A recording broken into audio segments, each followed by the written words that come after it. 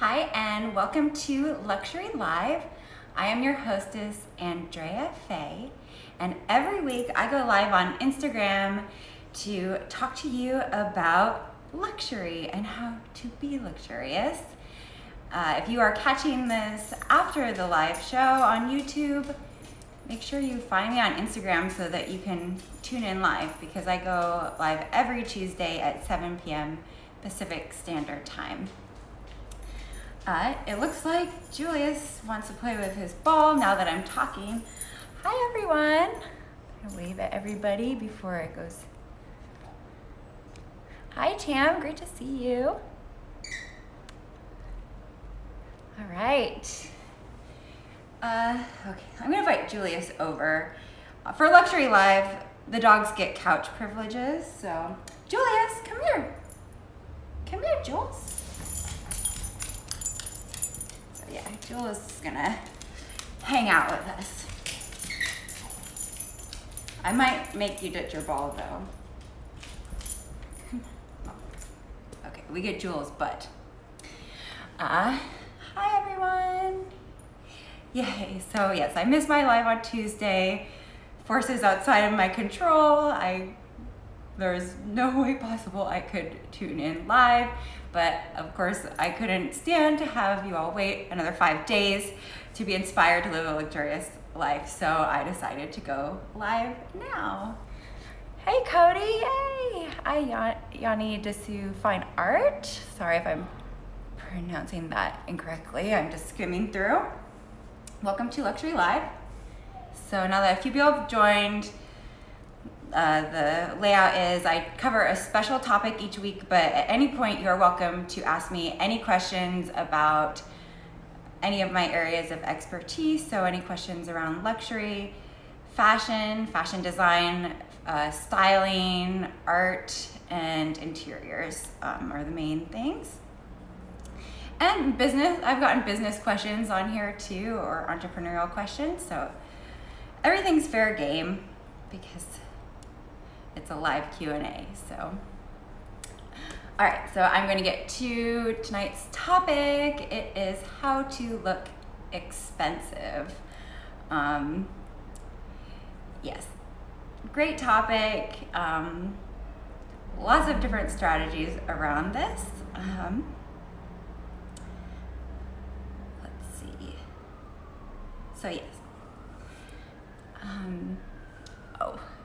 Red lipstick, nice, by who? NARS. It's actually Sephora. They have like this matte finish lipstick that I've been using, and it dries like it doesn't. You probably know the proper terminology. It's smudge resistant, and the lady showed it to me at Sephora, and I was like, oh, this is great. So that's what it is. Sorry. Sidetracked by the comments. So yes, how to look expensive. First of all, when I talk about, I guess, value and looking more expensive, there's a kind of question of price, and it's not necessarily that more expensive items or price-wise are going to look more expensive, and vice versa. Yeah, I shop at kind of a wide variety of price points, which I'll talk more about throughout the stream, but that's why I'm starting with pricing first, because I want to give you some ideas on how to think about making, I guess, more in purchases towards quality and not just based off price point. My art framing business, I think, is actually a really good example of what I'm talking about for quality, because it is a luxury business, but it's a business that's very much like you get what you pay for. It's more expensive, but it's more expensive because the finishes are more refined, or there's like a hand technique involved, or there's actual gold leafing. Our most expensive moldings are hand carved, or there's like lacquer finishes. So the pricing is actually fairly accurate to the quality of what you're getting. And that's kind of how I want you to maybe try and shop.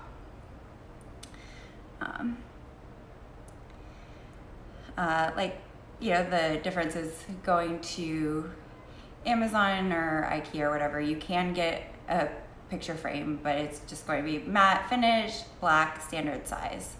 So the price point is going to be much, much, much lower, but that is the quality that you are paying for. So this is not true of all industries. The fashion industry,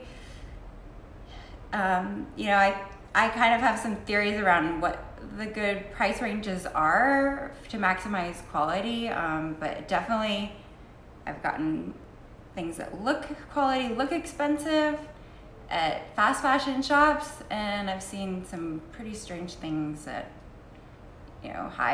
more high-end price point. So it's not necessarily going to correlate.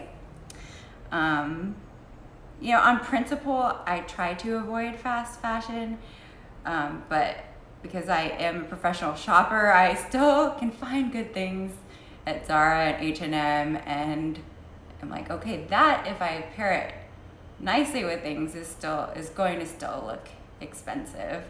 So it's just honing your eye, and I'll show you some of my tips for it.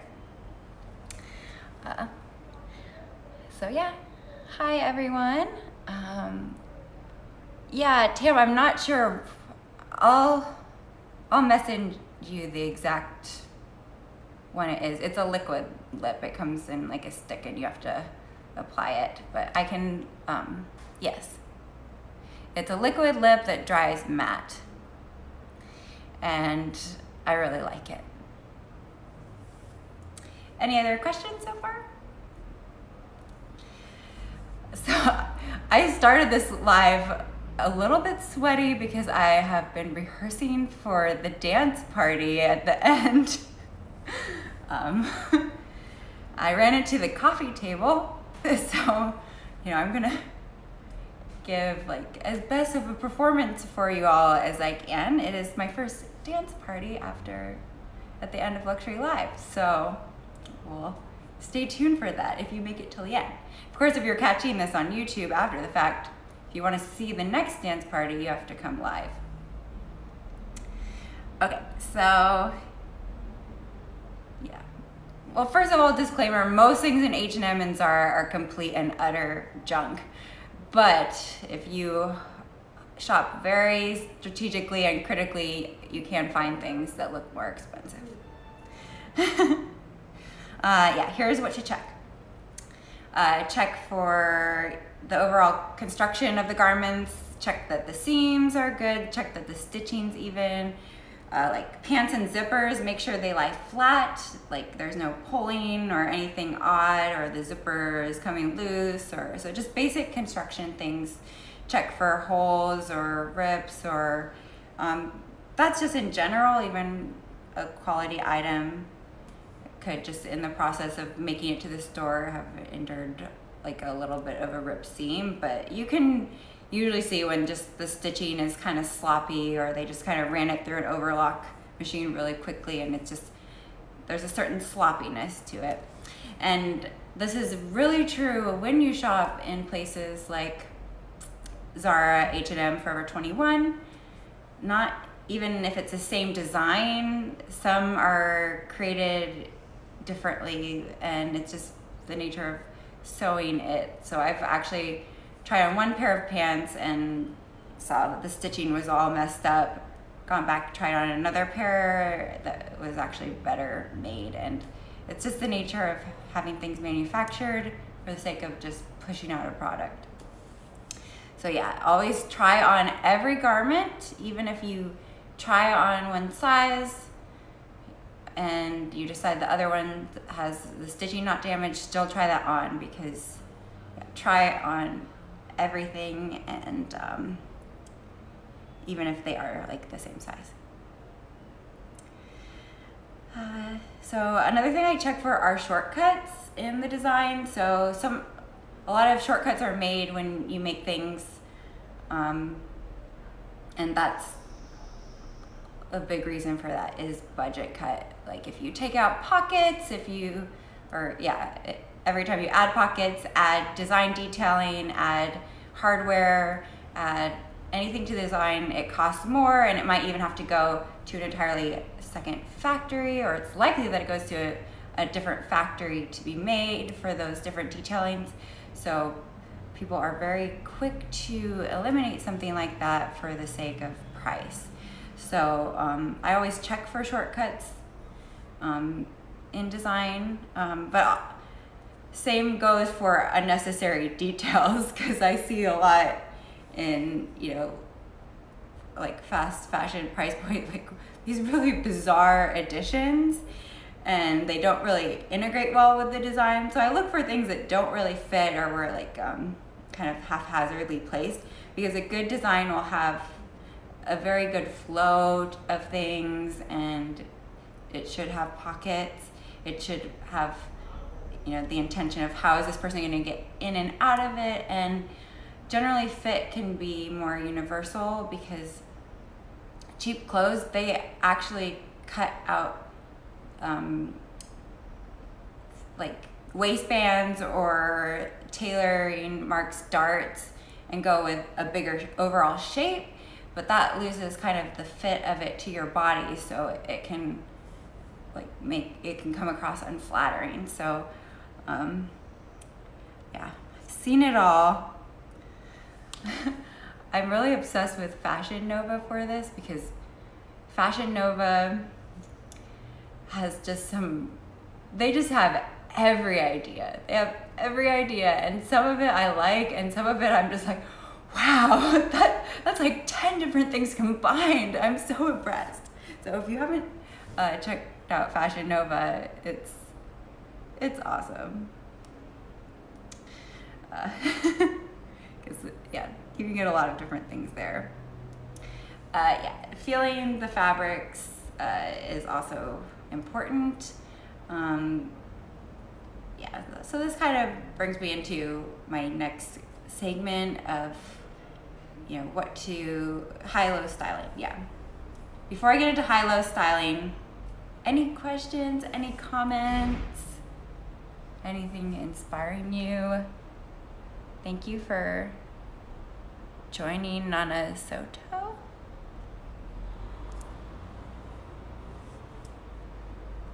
No?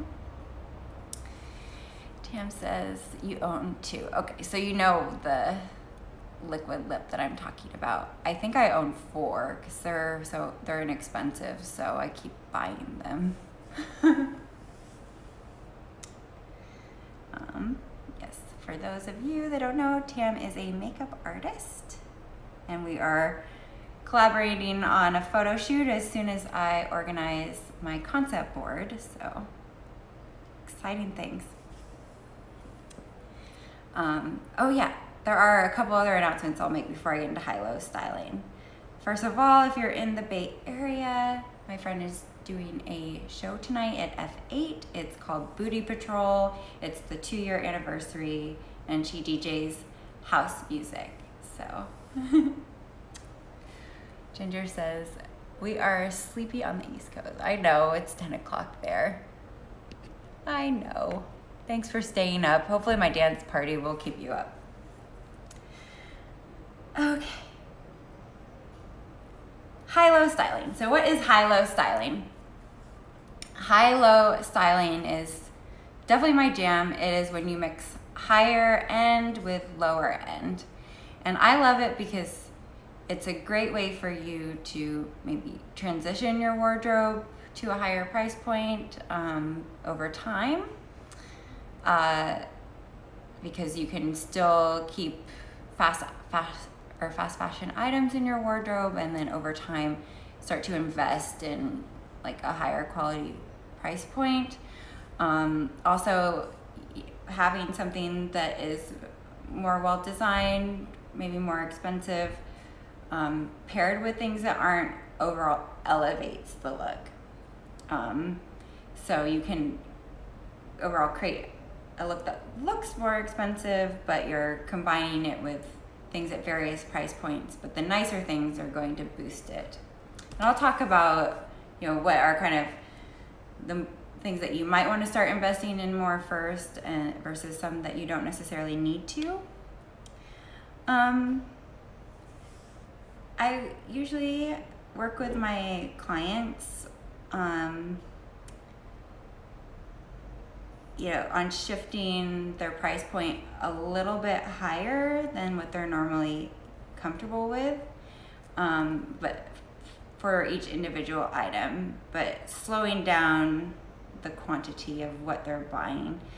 And the reason is that when you step up the price point that you can buy things at, you do open up the doors for better quality items.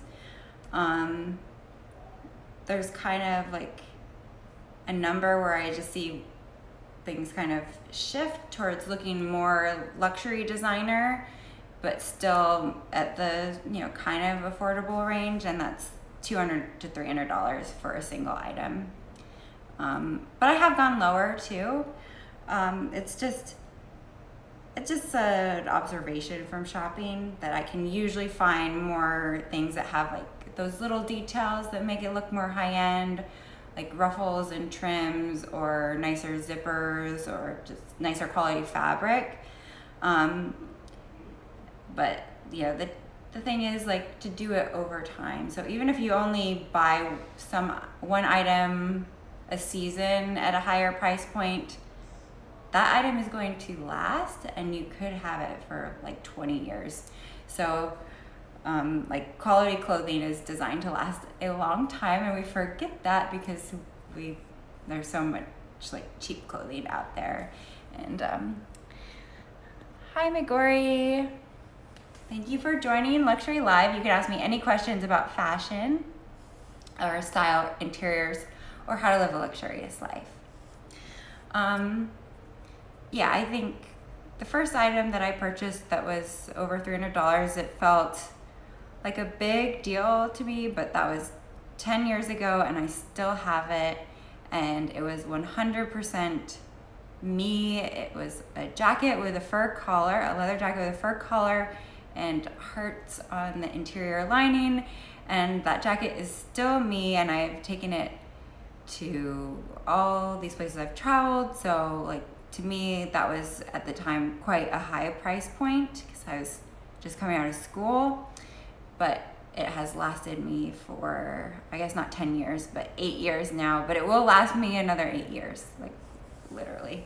So, if you are just thinking like, I don't have to go out and redo my entire wardrobe, but just open your mind for that really special piece that you connect with, that it might be a little out of your budget, but if it's well made to last, then I think you can go for it. Of course, responsibly, but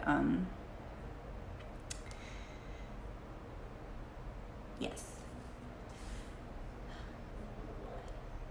So yes, what I'm talking about is there is a transition that takes place in your wardrobe as you start to buy really key pieces that fit your style, that are made to last, and over time your entire wardrobe, or not necessarily your entire one, but more and more of your wardrobe will really reflect you. And you can always, if you want to just like step your look up a little bit of a level, you can always grab that item.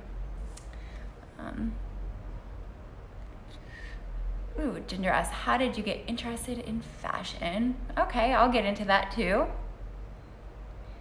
McGrory says, do you keep the pretty boxes or bags? Nope. I do keep the bags if they're storage bags, like for my shoes and my bags, but I'm a minimalist, so I do not keep the boxes. Yep, I don't. Not a single one. Just if it's for shoes and bags. And garment bags. I do store my favorite items in garment bags. Now I have to show you the jacket. Okay, I can show you the jacket. Yeah, I'm like, should I run upstairs and grab it now? Or I'll show you the jacket in a little while. We'll get to the jacket. Maybe I'll incorporate it in my dance routine. Yeah, so yeah, this is the transition over time. Obviously, in a perfect world, we could all take $50,000 and go to the Gucci store, which is where I would go, along with Alexander McQueen, Rick Owens, and Mason Margiela. Those are my favorite global luxury brands. But of course, that is not quite feasible. So that's where high-low comes in. So to give you a visual of this, I think, and this leads into kind of what things to invest in, which versus what things not to. Sometimes my outfit I'm wearing, I get my crop tops on Amazon, to be honest. I get my crop tops on Amazon, but I'll pair them with tailored pants and a designer bag and heels. And of course, no one really is focused on, oh my gosh, that crop top must only be $10. They're focused on the entire look. So, that's how high-low styling can work. You just pair different things. So what do I shop lower price points? Anything that's white, just because it always gets stained for me. My leggings, crop tops, usually, workout clothes, party clothes that I'm only going to wear once or twice. And so, oops. So those are kind of the main things and blouses, t-shirts, or, I still keep an open mind to all different items, pants at all different price points, but I'm much more particular about how things fit in the tailoring for pants and like blouses, anything that's supposed to be more sophisticated. Yes, so higher price point things are, things that are built to last, but what for me can elevate any look is a nicer handbag, and shoes. So handbag and shoes are the things that I personally spend the most money on, because those just automatically elevate a look. And if you have a designer handbag, there is a recognition for people of when they see a designer handbag, they associate that with a more expensive look. So I definitely play that to my advantage. And then things that can last a long time. So anything tailored, like wool jacket or coats, tailored pants, those items are meant to last. Now, there is a certain maturity that comes with investing in clothing, and that's that you do have to take care of it so it does last. That's kind of another topic, but the nice thing about that is, the clothing looks nice for a long time, and even if it does weather down, like nicer quality clothing, it just gets more of a texture, or it looks vintage. It doesn't look deteriorated. It just looks like it kind of like a nice wool pair of pants or something. It will almost form to your body over time because it's a natural quality fabric. So that's a nice thing about quality things, is over time they almost like mold into your body. Like leather does that too. Which, yeah, another topic. So yeah, quality clothing should last you for a while. There are a couple more things on the topic of how to look expensive, but I think before I jump into those, I'm going to answer some questions that I've been seeing pop up. Oh yeah. Okay, got to the jacket. How do you handle the salespeople at luxury stores? I feel like I need to pretend to be someone I think they'd want to sell to. Crazy. No, that's not crazy at all. Actually, a big part of my styling job is just helping people that find shopping really overwhelming. It's very common that people have a hard time shopping. If you want to start looking at clothing and browsing in a kind of lower pressure environment, I always recommend Neiman Marcus if you have one near you.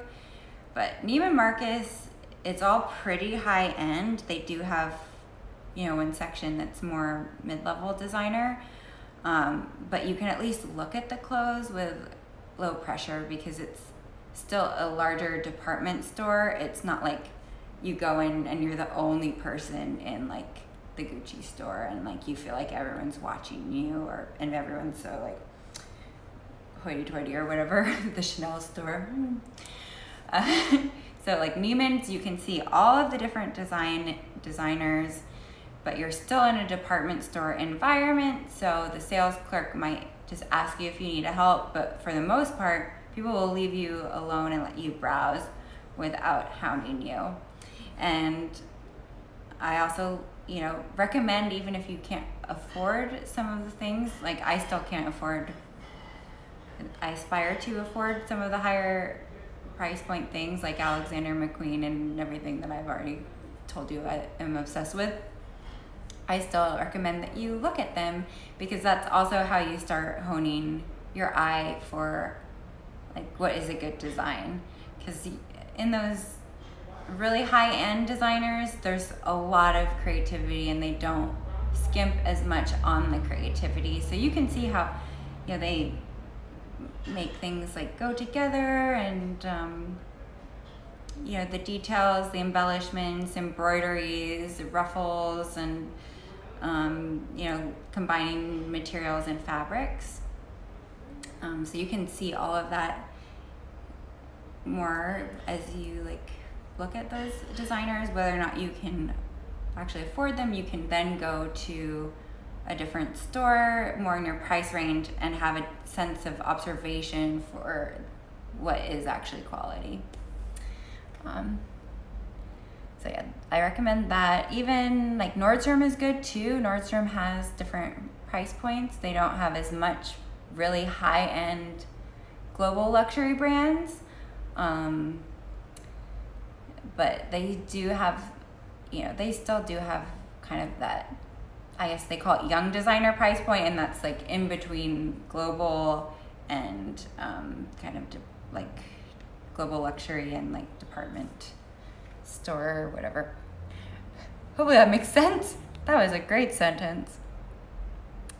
I don't think any quality fabric can handle these thighs, girls.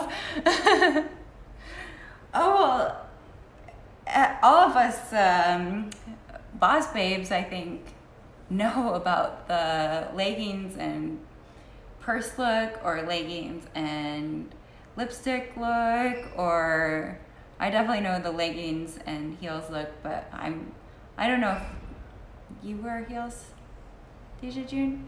Did you ever get into wearing heels? But you could definitely wear a bag or some jewelry. That's another thing that I invest more in. Well, that goes both ways. Jewelry is like one of those things where it can look so gaudy and cheap that it's like a statement.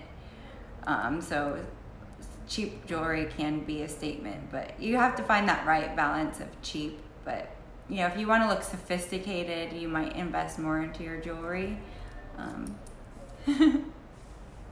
No, yeah, I was like, wait, have I ever seen you in heels? Well, you could rock the accessories, or like a cute jacket or sweatshirt, and keep those thighs and the leggings. I don't care. I'm fine with that. I'm wearing leggings and I'm about to do a really awkward dance for you guys. Not dressed expensively. It's hard to live a luxurious life when work makes you wear cheap uniforms. I have been there, and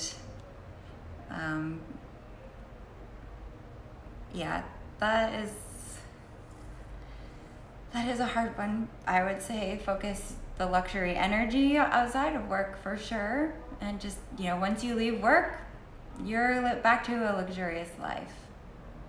And work is work.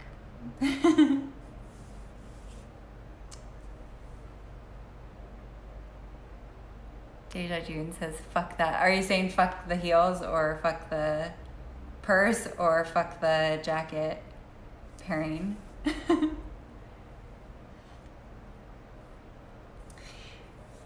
Deja June, maybe your luxurious look is all about feeling like warm fabrics and, just like volume and sweatshirts that just make you feel comfortable and,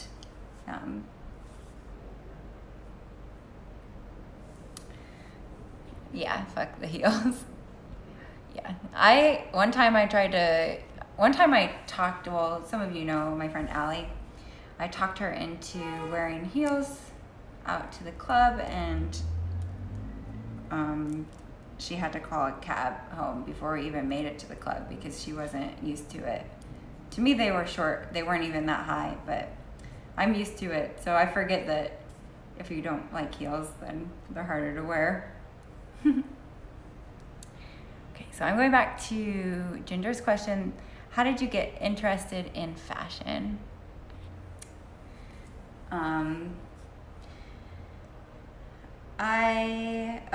Before I get into that, I have to respond to Deja June's last comment. Yes, Billie Eilish is awesome. She's my new fashion icon too.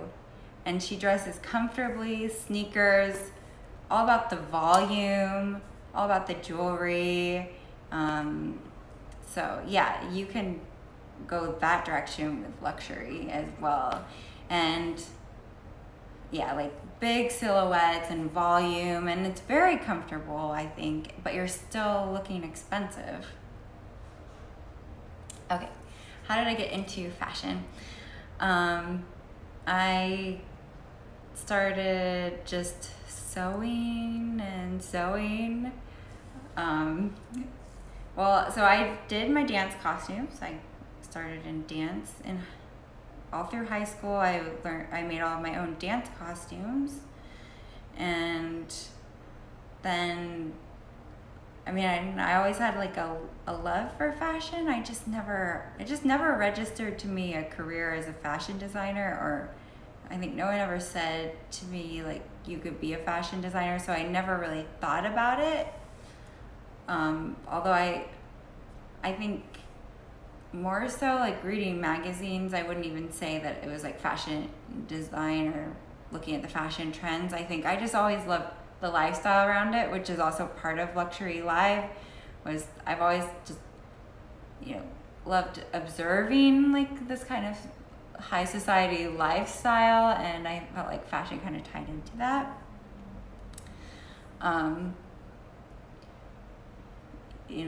So I kept that, I guess, somewhere in the back burner until, I don't know, it just came. I can't really tell you what got me into fashion design.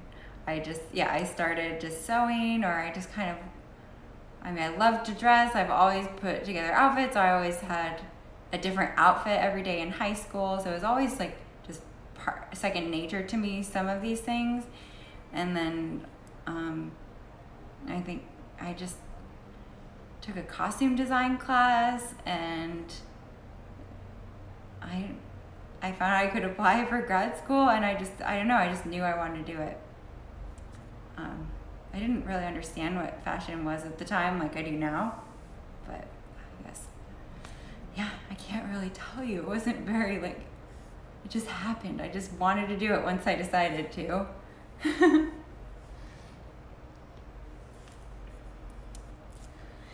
Any other questions?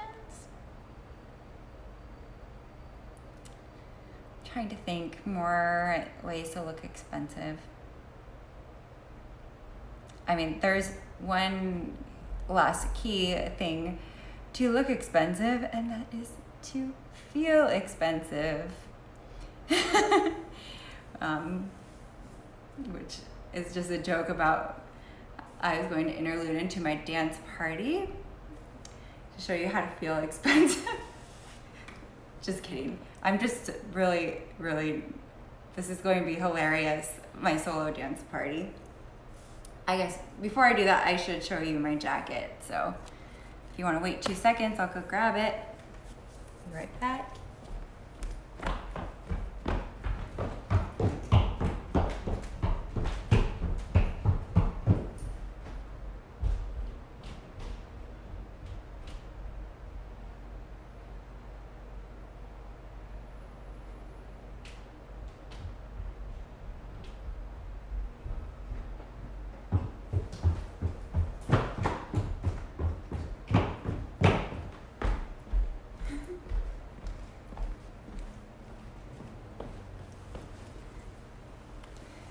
This is the jacket. It was $350.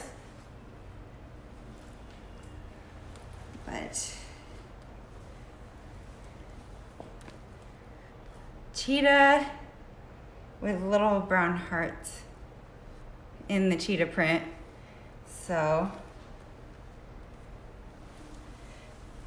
that was me at the time, and I knew it, and it's still part of my style.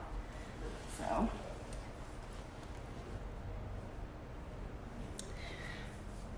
paint yourself gold, you know. Okay, yes, for those of you who don't know, when she says paint yourself gold, she is referencing the most awkward moment of my life. I took a prosthetics class and I decided I wanted to be Scheherazade from the Arabian Nights inspired, and so I created a prosthetic that was like wrinkled with like jewels encrusted into it. So it just applied to my forehead. Like these kind of like crackling. I wanted to look like my skin was crackling with jewels. So I put this like the crackling effect, the jewels, and then once I started, I just kept going, and I was completely gold, head to toe. Well, not head to toe. All the skin that was showing, and then the rest was my Scheherazade outfit, which was inspired by, I think, gosh, it must have been 1920s Scheherazade. Like it's a black and white film, and so the outfit was like fully covered. So I made a jumpsuit that were like harem pants.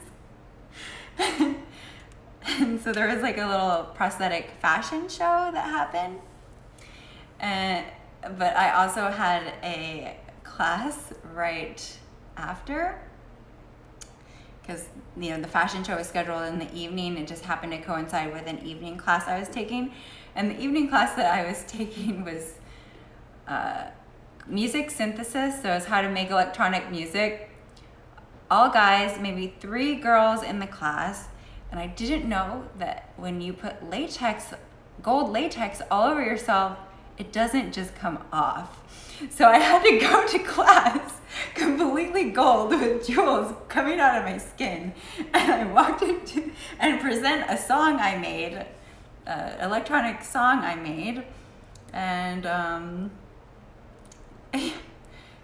no one knew how to respond. No one knew what to say. So there you have it. The most awkward moment of my life, trying to be luxurious.